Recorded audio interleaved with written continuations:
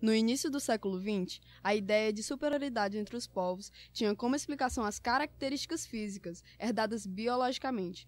Isso quer dizer que o que definia se um grupo era forte ou fraco seriam as características herdadas de seus antepassados. Essas suposições serviram de base para argumentos que justificavam as ações políticas de controle social, exercidas principalmente sobre a população negra e indígena pelas classes dominantes.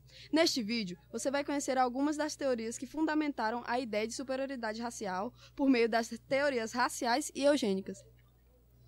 No século XIX, estudiosos definiam raça como um grupo humano com características próprias, transmitidas de seus antepassados. Com esse ponto de vista, o que determinava as características de cada indivíduo era o grupo social que ele teria nascido. O racismo científico e a tese da eugenia, assim como seus defensores, surgiram nesse contexto. O ensaísta francês Arthur Gabineu e o médico italiano Cesare Lembroso foram os representantes que tiveram forte influência no Brasil. Segundo Gabineu, haviam 3 raças puras: branca, negra e amarela. Os outros seriam frutos de misturas dessas raças. Seu principal argumento era que cada raça tinha características físicas, psicológicas e sociais próprias, e a mistura entre as raças acabaria com a raça considerada a mais evoluída, a branca. No entanto, ela iria beneficiar as menos evoluídas, negra e amarela, fazendo elas aumentarem. Quanto maior a mistura de um país, como no Brasil, maior seria a degeneração observada. Com base nessa explicação, alguns pensadores começaram a defender o branqueamento da população brasileira como uma solução para o crescimento do país, que estava mais parecido com o europeu. Entre eles, destacam-se o médico e antropólogo Nina Rodrigues e o jurista e historiador Oliveira Viana.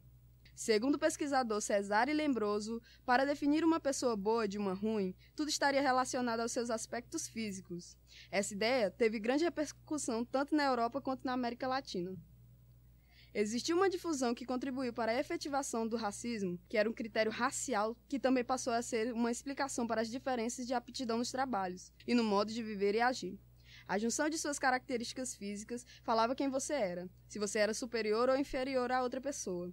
Essa falsa ideia levou por muito tempo várias pessoas a acreditar num certo determinismo, como os caracteres biológicos.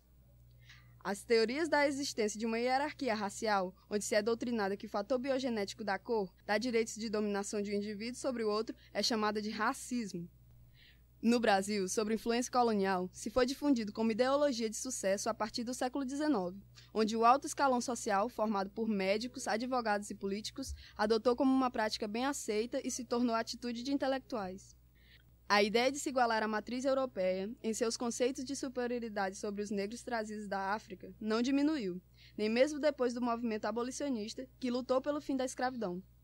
Até depois da abolição, através da Lei Áurea, em 1888, o racismo ainda era dominante e os denominados raça superior, o homem branco, tratavam o negro, que agora era cidadão formal, com desprezo, lhes dando trabalhos subalternos e censurando suas práticas culturais. Como consequência, quem dominava implementou leis relativas à imigração, que beneficiavam o trabalho europeu com leis e decretos. Além da economia, buscou-se o estímulo da miscigenação entre a população brasileira e europeia, para se ter o branqueamento da sociedade.